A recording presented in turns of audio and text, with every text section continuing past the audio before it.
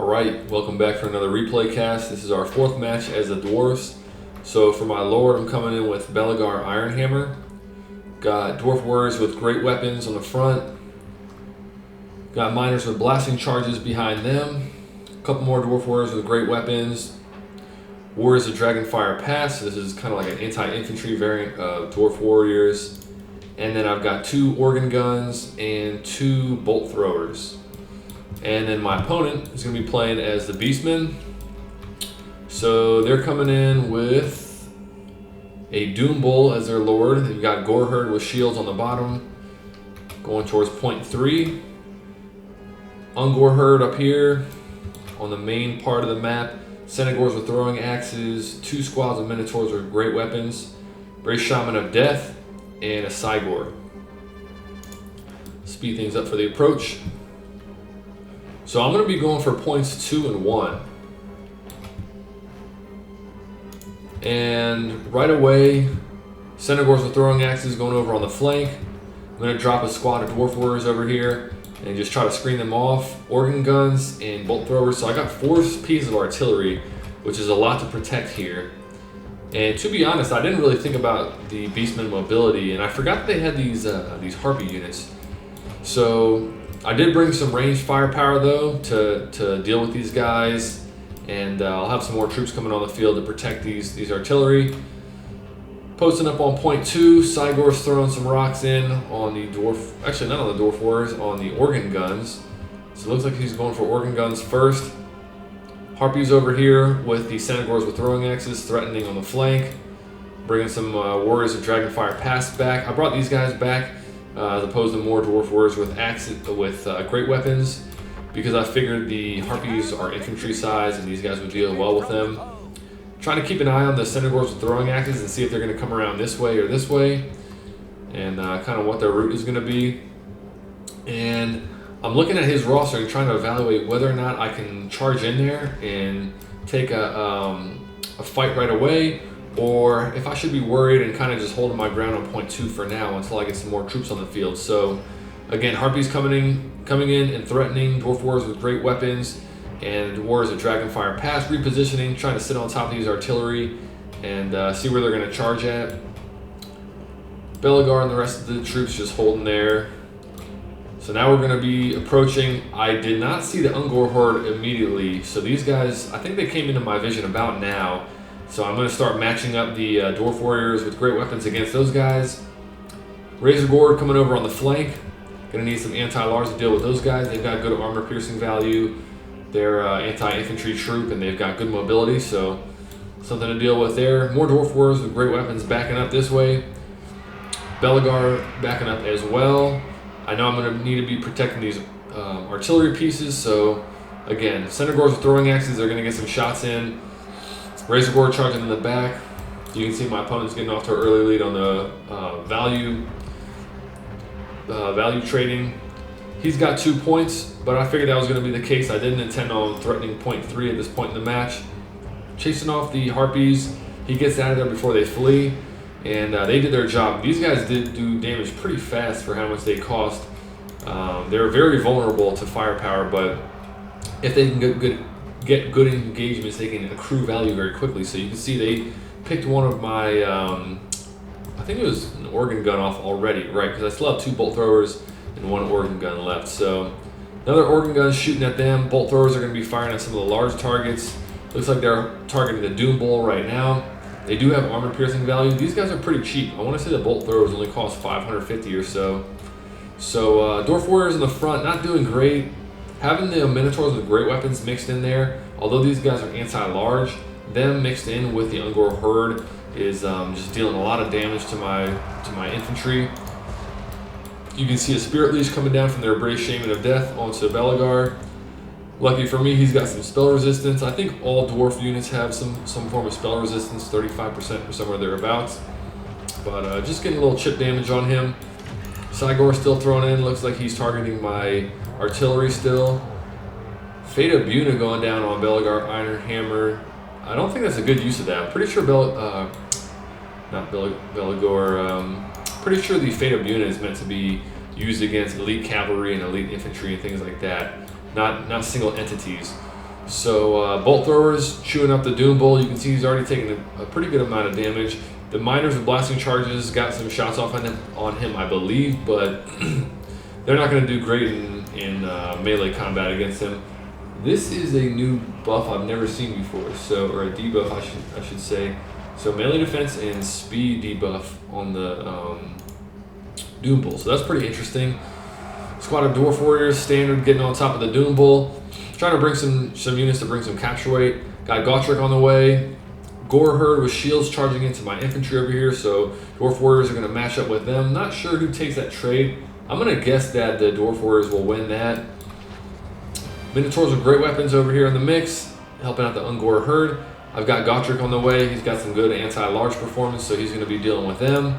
Belegar just trying to stay in the infantry battle. He doesn't have a ton of armor-piercing damage. It's decent, but I figured he'd be better off fighting against some of these standard infantry and just supporting my troops. I didn't want to dive too deep with him. I have a tendency of getting my lord, trigger happy on going after, a high value target or something in their back lines, and usually ends up pretty poorly for me. So working on that. Dragonback Slayers, regiments of renowned guys coming in here, getting on top of these Minotaurs with great weapons, trying to free up the bolt throwers here. Organ guns firing in at the Senegors with throwing axes. They don't have too many high value infantry over here, so I figured shooting at the Senegors and just trying to deal with his mobility was going to be good. That was going to be the main threat to my artillery anyways. Dwarf Warriors running back here, trying to screen off these Senegors with great weapons. Good armor piercing on these guys. They're not anti-large specialists like the Minotaurs are with great weapons, but either way, they're going to deal pretty well with threatening my artillery. You see the Harpies coming back in. Belegar and some Dragonback Slayers are jumping on top of these Ungor Raiders. Infantry fight is going all right. You see I got some Dwarf Warriors with great weapons. Warriors of Dragonfire Pass over here fighting against some... This is Ungor Herd, Minotaurs with great weapons, and their Brave Shaman has gotten locked up in that combat as well. Harpies jumping on top of the Bolt Thrower.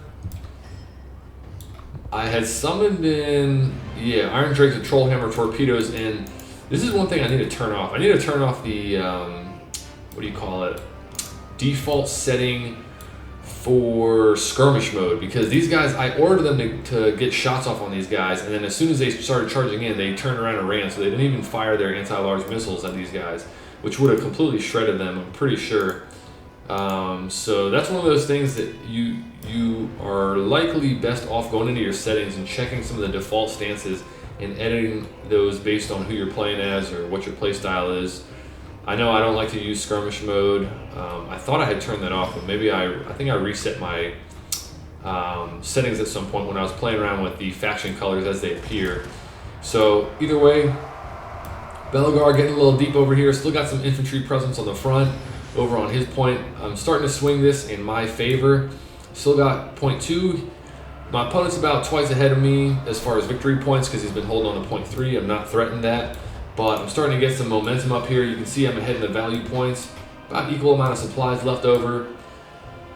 Razor Gore Herds coming in to support 2 of those. The Senegors with great weapons have gotten pushed away. I brought in some Slayers.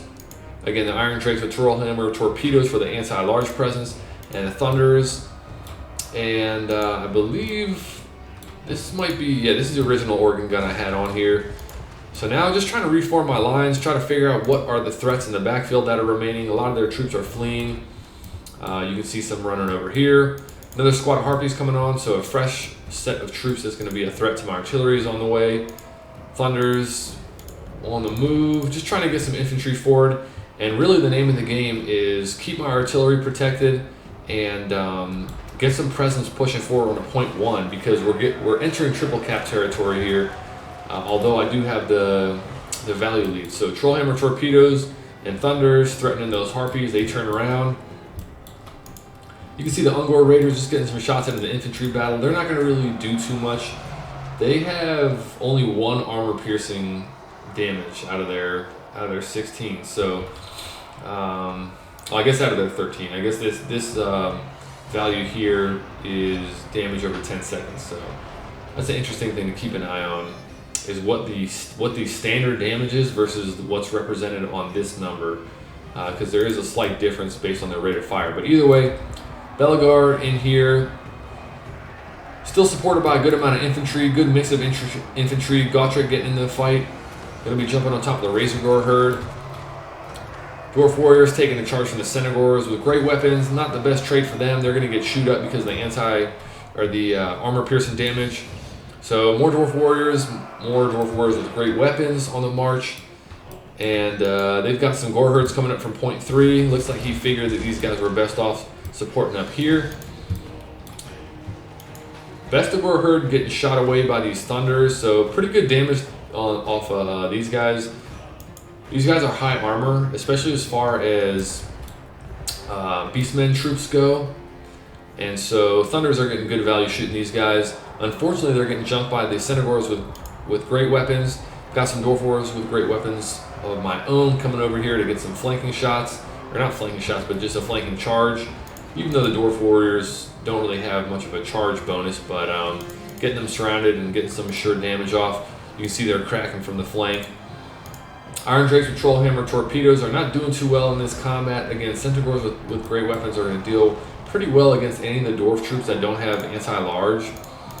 And my artillery are pretty beat up. Got another organ gun coming onto the field because my opponent has a pretty large infantry presence at this point. You see there's a big blob over here, gore herds, Ungors, more Ungor herd, Ungor raiders over here, more Bestigors coming on the field, Minotaurs with great weapons on the field, and these guys are going to be fighting against the Dwarf Warriors, just trying to keep these guys off of point 2. I guess he kind of threw this guy up here to slow me down on the approach. So I got to make sure I don't just stack guys and run them into this troop like that. Really need to get points taken on the battlefield. So you can see I've got some Dwarf Warriors with great weapons on the march. Nothing down here, no presence from my opponent on point 3. And I'm really realizing that although I'm ahead by a pretty good amount on the gold value, over 3,000, the capture points are the objective right now. The value trading is not doing anything for me because of the victory point situation. And so unfortunately for me, dealing with the mobility of the dwarfs is still something I'm struggling with.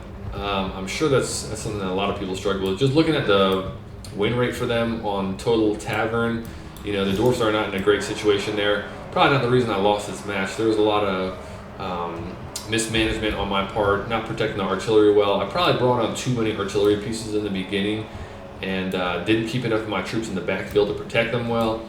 But that's how it goes. So I'm going to fast forward through the rest of this. I don't have the time nor the troop presence on the field to capture the rest of these points. And you're going to see I get a large infantry presence up here on point 1, but on point 3, my opponent wisely brought in a Cygor, got some range fire off on the Dwarf Warriors on their approach.